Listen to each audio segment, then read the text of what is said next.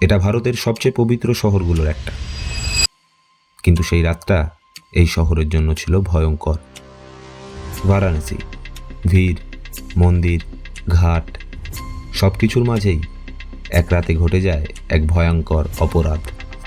এক তরুণী নিখোঁজ হয়। কয়েক ঘন্টা পর পুলিশ তাকে উদ্ধার করে, কিন্তু তার অবস্থা দেখে ঘটনার গভীরতা আর লুকানো যায়নি। তদন্তে উঠে আসে একাধিক অভিযুক্ত, কিন্তু প্রশ্নটা ছিল অন্য জায়গায়। এত মানুষের মাঝে এটা ঘটল কিভাবে? আরও চাঞ্চল্যকর তথ্য সামনে আসে। নিরাপত্তা, নজরদারি আর প্রশাসনিক গাফিলতি, সব কিছু নিয়েই প্রশ্নটা উঠতে থাকে। কেসটা দেশ জুড়ে আলোড়ন তোলে। শহরের নিরাপত্তা নিয়ে মানুষ ভয় পেতে শুরু করে।